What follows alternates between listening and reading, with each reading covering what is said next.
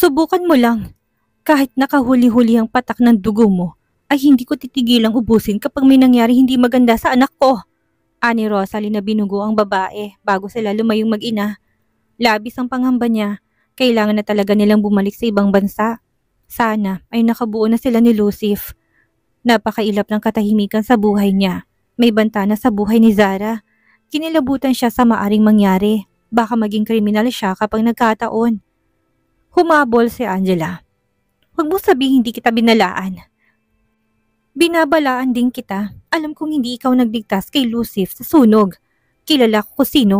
Kung ayaw mo sabihin ko kay Lucif ang lihim mo at mawalan siya ng dahilan para pakisamahan ka, tigilan mo kami ng anak ko. Maghintay ka lang, aalis kami ng kusa. Hinawakan siya nito sa braso. Huwag mong sasabihin kay Lucif ang nalalaman mo. Sino nagligtas sa kanya? Sabihin mo sa akin. Anitong pinandilatan siya, umismit siya at iniwan ng babae.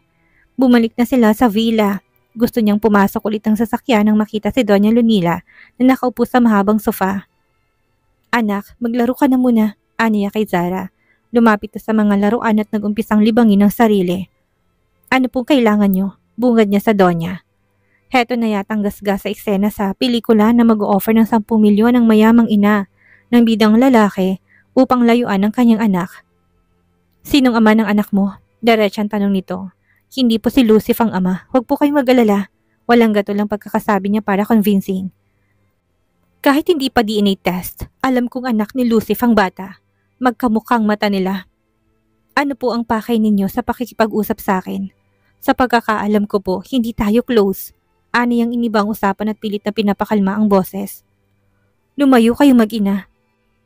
Sa sandaling malaman ni Marty na isang Donovan ng anak mo, ay kukunin niya sa iyong bata at ayaw ko sabihin kung anong maaari niyang gawin sa bata. Kaya pinag-utos ni Lola Fernan ng pag-asawa ni Lucif ay dahil gusto nitong magkaroon ng anak si Lucif. Dahil siyang nag-iisang lihito mong Donovan. Gusto ni Marty na si Angela maging asawa dahil she can't give him a child. Na-opera ito sa ovary bata pa lang. Gamit ang anak mo, mapupunta kay Lucif ang lahat ng kayamanang hawak ng matanda. Mawawalan ng parte ang mga anak sa labas ni Martin kapag nangyari yan. Sinakmal ng kilabot ang puso niya. Hindi po isang Donovan si Zara. Naintindihan kita. Ganyan din ako kay Lucif noon. May mga nagtangka sa buhay ng anak ko. Dahil sa pera, ang malaking sunog sa bayan natin ay naganap dahil nandun si Lucif. May gustong mawalang nag-iisang tagapagmana. Kahit na hanggang ngayon ay minatatanggap siyang death threats. Doña Lunila, ilang linggong nakakalipas ay naaksidente si Lucif pero hindi niya pinaalam sa inyo. Baka may kaugnayan sa nagtatangka sa buhay niyang aksidenteng nangyari. Ani ang biglang nanghilakbot. Naikwento din ni Lucif na nung bata pa ito hindi ilang beses ang nagtangka sa buhay nito. Nagkasalubong ang kilay ng matanda. Totoo ba ang sinasabi mo? Tignan po ninyo ang records ng ospital. Lumapit si Zara sa kanila. Hi little one. Anang matanda, ginulo nitong buhok ng paslit at mabilis na bumunot ng isang hibla. Pupunta ako sa ospital. Ipapacheck ko na din ang DNA ng anak mo. Anitong naglakad palayo. Hinabol niya to. Nakikiusap po ko, Doña Lunila. Aalis na po kami mag-ina. Kung isang Donovan ang anak mo, tutulungan kitang itagong bata. Once na nagkaanak na si Lucif, mapupunta sa kanyang lahat ng ari-arian ng pamilya. Marami hindi matutuwa at baka malagi sa kapahamakan ng anak ko si Zara. Hindi kayo pwede ni Lucif. Babayaran kita at tutulungang magsimula ng bagong buhay. Huwag niyong isailalim sa DNA test. Sinong ipapa-DNA test? Boses ni Lucif na dumating na. Wala, baka kako ipapaako sa inong babaeng itong anak niya sa ibang babae. Ma'am, huwag na kayo magpunta dito please. Natatakot sila. Gagawin ko mga gusto ninyo pero huwag ninyong guluhin ang mag-ina ko. Mag-ina mo? Nababalo ka na ba, Lucif? Alam mong hindi ka pwedeng sumuway sa daddy mo. Mary Angela at magsama kayo para sa katahimikan ng lahat. Nag-usap na po tayo. Papakasalan ko si Angela pero hindi ko siya pakikisamahan. Hayaan niyo ako maging masaya. Napatingin siya kay Lucif. Wala itong maalala kaya labis ang pagtatanggol sa kanila. Kailangan itong magpakasal sa babaeng hindi nito mahal habang siya naman ay sinasamantalang pagkakaroon nito ng amnesia. Her heart ache for him. Aalis na ako. Ipapaalala ko lang na wag mong galitin ang daddy mo. You know him. Kapag may hadlang sa mga gusto niyang mangyari, ginagawa niya ng paraan para mawala sa landas niya. Anak ka niya. You know what I mean? May mga bagay at taong hindi nakatadhana kaya hindi dapat ipilit kung ayaw na masaktan sa bandang huli. Ani Doña Lunila at umalis na. Nanatili siyang nakatayo lamang at hindi tumitinag. Alam na ni Doña Lunila na isang Monteverde si Zara. Naramdaman naman niyang yakap ni Lucif mula sa likuran. Don't worry. Huwag mong problemahin ang pamilya ko. Akong bahala. Hindi nila kayo masasaktan. Tumango siya. Bakit ka umuwi agad? Akala ko bukas ka pa darating. Namiss ko kayo kaya umuwi na ako ngayon. Babalik na lang ako bukas. Ayoko na magstay sa hotel. Anito lang, hinalikan siya sa balikat. Napaharap siya at ninuso si Zara na abala sa paglalaro. Busy si Zara, namiss kita. Anitong pinupog siya ng halik sa mukha at pinuntiri ang kanyang labi. Nalunod na rin siya sa sarap ng halik. Bahagya silang nagkubli sa divider na naghahati sa sala at kusina. Minukbang siya ni Lucif. Bahagya nitong kinagat ang kanyang pang-ibabang labi bago ipasok ang dila sa loob ng kanyang bibig. Sir Lucif? Boses ni Kurt kaya otomatikong naghiwalay ang kanilang mga labi. May importante akong dugtong nito na napatalikod nang makitang magkayakap sila. Rose, may pag-uusapan lang kami ni Kurt. Ani Lucif at tinilikan si Rosalie sa noo na ayaw siyang pakawalan. Pumasok sila ni Kurt sa study area. Alam mo ikaw, palagi kang wrong timing. Anong balita? Irritable niyang sabi. Sir Lucif, good or bad news? Anong gusto niyong mauna? Matalim ang tingin niya sa secretary. Unahin ko ng bad news. Wala talaga ako makitang impormasyon tungkol kay Carlo Velasquez. Hindi niya yan tunay na pangalan? Nagbayad ako ng top security agent sa bansa. Pero unavailable daw pati negosyong hawak nito. Kaya hinala ko, ibang tao o iba talagang pangalan niya. Anong sabi ng tauhang pinadala mo sa Australia? Pictures lang na ipadala mula sa CCTV ng mga pinuntahan nitong establishments. Hindi daw nakakalapit dahil maraming security. Nadampot ang isa nating tauhan at pinakulong. So ibig sabihin, hindi isang ordinaryong negosyante ang si Carlo? Ganun na nga po. Kinausap ko si Len at wala rin daw siyang alam maliban sa nahaharap sa malaking krisis sa negosyo to ngayon. Imposibleng hindi tayo makakuha ng impormasyon. Posible kaya na bumalik si Rose ay dahil sa malaking problema ni Carlo at gusto niya na matiyak ang kinabukasan nila ng anak? Hindi po siguro. Kilala po ninyo si Rose. Hindi siya mukhang pera. Napahawak siya sa baba at matamang nag-isip. Anong dahilan niya? Matagal siyang nawala tapos biglang babalik na lang at lumalapit sa akin. Baka po naisip niyang ikaw pa rin ang mahal niya. Uy! Tukso ni Kurt. Tinignan niya ito ng masama. Sir, bakit hindi niyo na lang po tanungin si Miss Rose ng diretso? Ayaw niya. Hindi siya nakahanda sa sasabihin nito kung sakali. At malamang hindi ito magsasabi ng totoo. Ano ang good news? Nako, tsaka matutuwa kayo dito sa sasabihin ko. Baka lumundag kayo sa tuwa. Kurt, inuubos mong oras ko. Ano nga, sabihin mo na. Napakamot sa ulong secretary.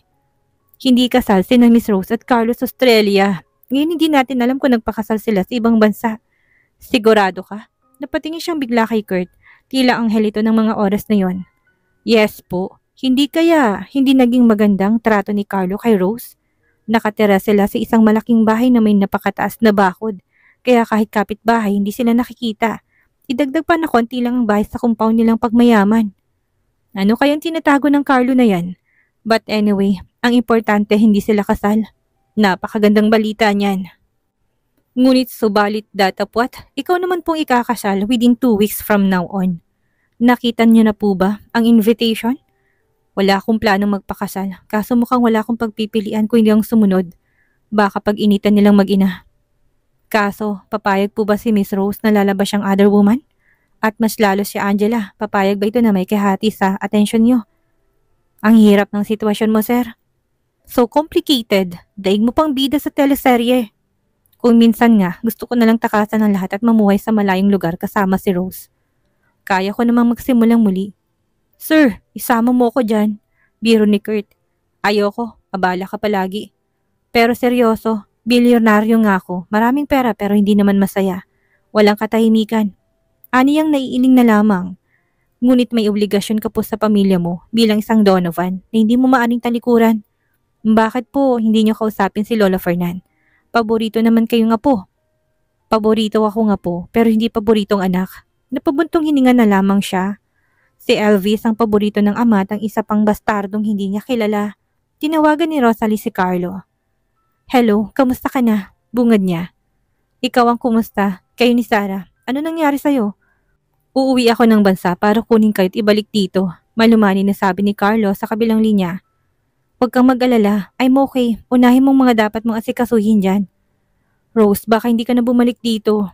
Imposible yan. Babalik kaming mag-ina. Alam mo naman ang dahilan kung bakit ako kailangan bumalik at makipag-ugnayan muli kay Lucif. Sabi naman sa'yo, magpapahanap na lang ako ng perfect donor. Walang katiyakan yan at higit sa lahat, posibleng malaking komplikasyon. Rose, nag-aalala talaga ako para sa'yo. Baka anong mangyari sa'yo o kung ano nang gagawin sa'yo ni Lucif. Sabi naman sa'yo, I can handle him. Paano kung mahulog ulit ang loob mo sa kanya? Naghihintay ako sa'yo, Rose. At hindi ako papayag na maagaw ka niya sa akin. Nakita mo naman na kaya kitang protektahan na talagaan kayong dalawa ni Zara. Saglit siyang natigilan. Akala niya ay malinaw kay Carlo na isa lamang niya itong kaibigan. Carlo, hindi mo ako kailangang hintayin kung may babae kang magugustuhan ay mainam na bigyan mo siya ng pagkakataong mapalapit sa'yo. Noon pa man, nilina ko na sa'yo ang dam. Rose, tatawagan kita ulit. May importante lang akong gagawin. Bye. Anitong pinutol ang tawag. Napaupo siya sa sofa. Kailangan niyang malinaw kay Carlo ang damdamin palagi itong umiiwas kapag tinatapat niya. Bigla niyang naalalang naging usapan nila ni Doña Lunila. Kakausapin niya si Lucif, baka hindi isang aksidente ang naganap. Baka may pagtatangka sa buhay nito. Bahagyang nakaawang ang pintuan sa study area. Kakatok sana siya ng madinig ang usapan sa loob. Sir, bakit hindi niyo pa po sabihin kay Miss Rose na wala naman talaga kayong amnesia? Boses ni Kurt. Hindi niya dapat malaman hanggat hindi ko natutuklasan ng dahilan ng pagbabalik niya dito sa bansa. Kumabog ang dibdib niya. Walang amnesia si Lucif. Pinaglalaroan siya nito. Bakit hindi niya lang yun kalimutan ng nakaraan at magsimula ulit? Sa tingin mo ganun kadaling gawin niyang sinasabi mo? Alam mo pinagdaanan ko. Hindi ako papayag na maulit ang nakaraan. Ibig sabihin naghihiganti lang kayo ngayon kaya natabing niyang flower vase sa gilid na nakalikha ng ingay. Lalayo sana siya kasi nabuksan na ni Kurt ang pinto. Pareha silang nagulat. Kanina ka pa ba dyan, Rose? Tanong ni Lucif. Hindi, kakarating ko lang. Nabunggo ko nga tong vase eh. Bakit? Ani Rosalie na nakangiti. Nagkaila siya dahil kailangan niyang magpanggap na hindi niya nalaman ng totoong walang amnesia si Lucif hanggat hindi siya nabubuntis. Paghihiganti ulit ang pakay nito, tamang hinala niya ngunit hindi siya galit o nagrereklamo. Kasalanan niya na umalis siya ngunit muling bumalik kung tutuusin niya siyang nanggugulo sa buhay nito. Wala naman, tara kumain na tayo ng dinner. Yaya ni Lucif. Nagtungo sila sa kusina. Tinulungan siya nito na maghanda ng pagkain. Naghihiwa siya ng gulay para sa salad nang yumakap si Lucif mula sa kanyang likuran. I miss you. Anas nito sa tenga niya, tinalikan ng kanyang leeg. Hindi lang labi ang gamit nito kundi pati dila sa paghalik. I miss you too. Aniyang hindi bukal sa loob ang sinabi dahil siya natuklasan kanina lang. Naramdaman niyang kamay nito na gumagapang sa kanyang katawan. Iniharap siya nito at ninampian ng halik sa labi. Huy, nagluluto ako. Mamaya na. Aniyang pinipilit tabanan ng kiliti. Pinatay nitong electric stove at sinil siya ng halik. Hindi siya tumanggi. Kailangan niya ito upang mabuntis. Ngunit ang hirap palang makipaglabing-labing kapag masama ang loob. May kasamang paitang halik. Napansin niyo ni Lucif. Bakit? Wala ka ba sa mood? Hindi naman, medyo. Aniyang humalagpos ng luha tumulo sa kanyang pisngi. Agad tong pinahid ni Lucif. May problema ba? Magsabi ka, may nagawa ba ako? Anitong niyakap siya. Luke, kung iniisip mo yung tungkol sa kasal namin ni Angela, may pag-asa pa. Kakausapin ko si Lolo Fernan, baka sakaling ibigay niyang man ang hinahabol ng daddy ko, kahit na hindi ako kasal. Kung sakali man hindi ko kayo pababayaan ni Zara, huwag ka nang umiyak. Mas lalo siyang umiyak sa isiping niloloko nila ni Lucif ang isa't isa. Wala na talagang patutunguhan ang relasyon nila. They have to let go of each other. Tama, may mga taong pinagtatagpo ngunit hindi itindana na mas mainam na maghiwalay na lang kaysa magkasakitan at madamay pang mga mahal nila sa buhay. Hindi sila para sa isa't isa ni Lucif. Huwag nang ipilit, mas lalong lumakas ang hagulhol niya. Ayoko ring pakasalan si Angela pero kahit na anong pakipag-usap ko sa mga magulang ko, ayaw nilang makinig. Okay lang na kahit na mapunta sa ibang mana kaso hindi papayag ang parents ko. Naintindihan ko, handa ako maging mistress mo. Aniyang tila sa ilong galing ang sinabi. Rose, ayoko maging ganyan ang papel mo sa buhay ko. Trust me, okay? Tumango siya at pinahid ang luhang ayaw paawat. Lumapit si Zara. Ma, bakit kaiyak?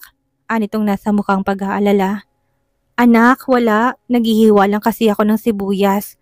Kaya naluluha ako. Alibay niya na kaagad dinampot ang sibuyas na nasa lababo. Kinarga ni Lucy ang bata. Hug mo si mommy para hindi na siya umiyak. Nagyakapan silang tatlo. Pakiramdam niya'y buong buo siya ng sandaling iyon. Nag-uumapaw ang kanyang saya. Kung pwede lang pahintuin ng oras, ginawa niya na upang manatili na lamang silang masayang mag-anak. Mag-usap tayo mamaya. Ani Lucif sa kanya't masuyo siyang hinalikan sa labi. Kinarga nito si Zara upang libangin. Lucif, tawag ni Angela na may dalang invitation. Abalang mag-ama sa paglalaro sa likod bahay, siya ang nabungaran ng babae. Oh, here's your invitation sa kasal namin 2 weeks from now. Grande ang kasal, sana makapunta ka. Anitong inabot sa kanyang papel. Huwag kang mag-alala, hindi ako dadalo. Why naman? I'd be happy seeing you there. Para maikumpara mo ang kasal nating dalawa. Sure ka ba? Baka, I don't. Ang isagot ni Lucif kapag nagpakita ako. Alam mo namang nababaliw din siya sa katawan ko. Nagsalubong ang kilay ng babae. Sa tingin mo, totoong gusto ko ni Lucif? He hates you. A lot. As in a lot. Sinabi niya sa akin na gusto ko lang niyang pagigantihan.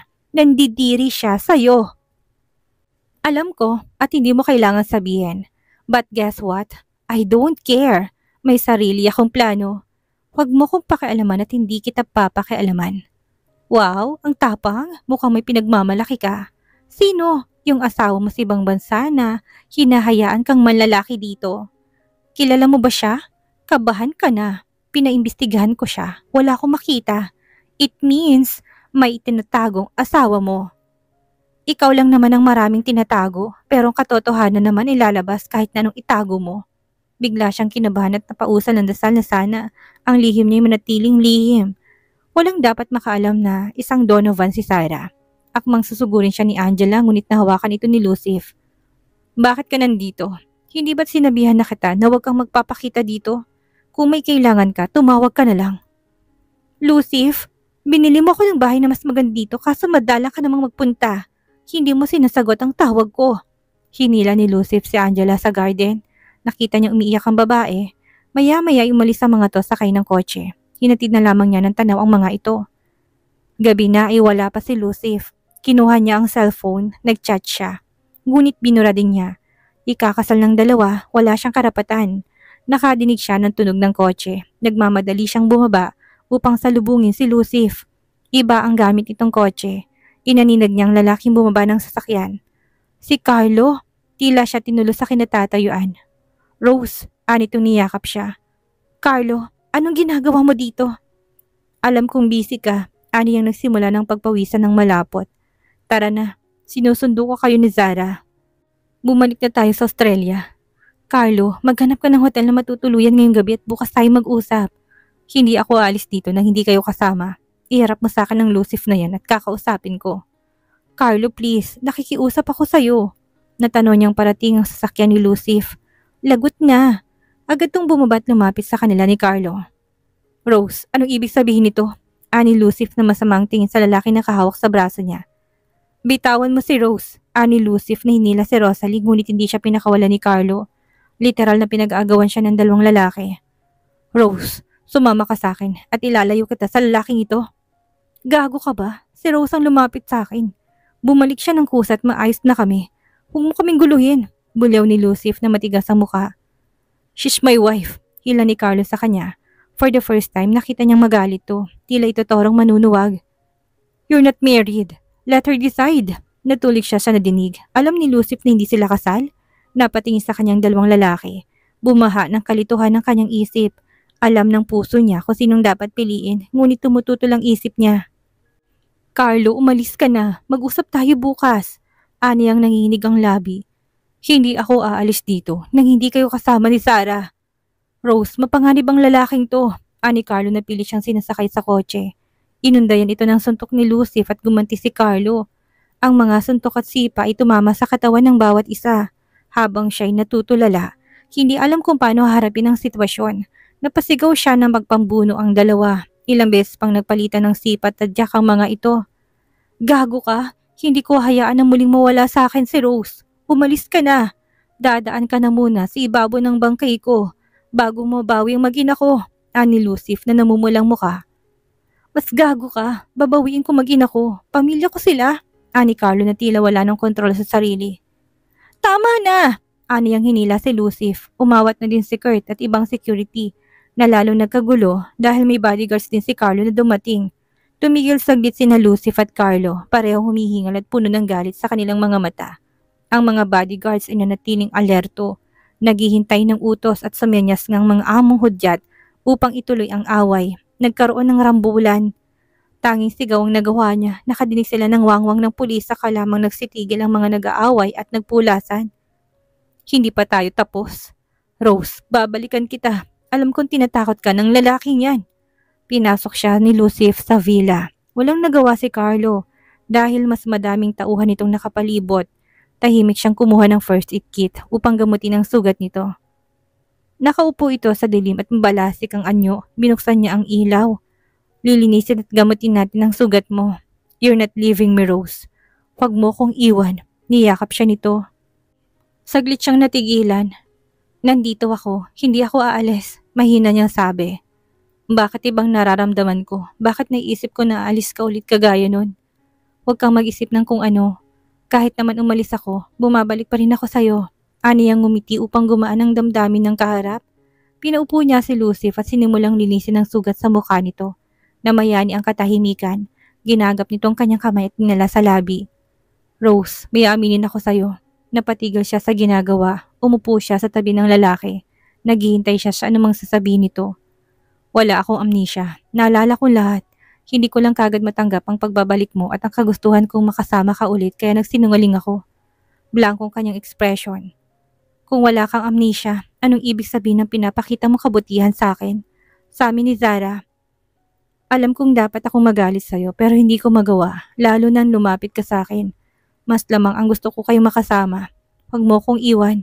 May pagmamakaawa sa tinig ni Lucif at yumakap sa kanya. Hindi ako aalis, magkasama tayo palagi. Ani ang tinapik ang likod nito kahit na alam niyang imposibleng maging maayos ang pagsasama nila.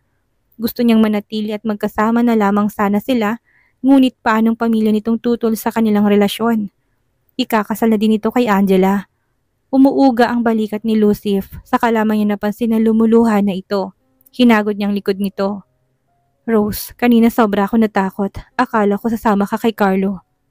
Kayo na lamang ni Sarang nagpapasaya sa akin. Stay with me. Magulo man pero tinitiyak ko sa'yo na hindi ko kayo pababayaan. Sabi nitong tumitig sa kanyang mga mata. Lucif, huwag kang mangako sa akin. Tatanggapin ko kung ano man ang kaya mong ibigay. Isa pa, ikakasal ka na. Alam nating maghihiwalay din tayo. Nakayuko niyang sabi. Gagawa ko ng paraan para hindi matuloy ang kasal. Imposible ang sinasabi mo. Nagkasundo ng pamilya niyo ni Angela. Trust me, okay? Ikaw lang ang babaeng gusto kong makasama habang buhay.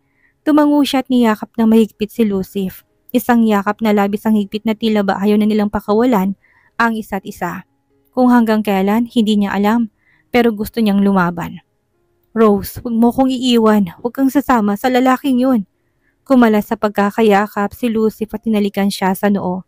Tinaas nitong kanyang baba at naglapat ang kanilang mga mata. I love you. Mahal na mahal kita. Ani Lucif. Tumigil sa pagtibok ang puso niya. Ang matagal niya ng pinapangarap ay nagkatotoo. Ang madinig ang deklarasyon ng pag-ibig ni Lucif. Hindi niya inaalis ang titig sa malaking pinakamamahal. May kabuntot na pangamba sa kanyang puso, ngunit nagpupumilit siyang magtiwala. Lucif, sabi niya ng mahinahon. Napakasaya ko, hindi ko alam kung anong mangyayari sa hinaharap. Maraming hadlang sa relasyon natin na dapat ayusin. Shh, just say you love me too. Tumulong luha sa kanyang mga mata. Mahal na mahal din kita, Lucif. Walang nagbago, noon at ngayon. Tanging ikaw lang. Rose, pinapangako ko. Aayusin kung anumang problema. Gusto ko nga sana magtapat ng damdamin kapag maayos ng lahat kaso nakita ko si Carlo. Bigla ang takot ko na iwan mo ko ulit. Huwag kang sumama sa kanya. Hindi na ako aalis. Ani ang lumuluha sa kaligayahan. Isang salita mula kay Lucif ay nagbagong lahat ng desisyon niya. Tama bang pakinggan ang kanyang puso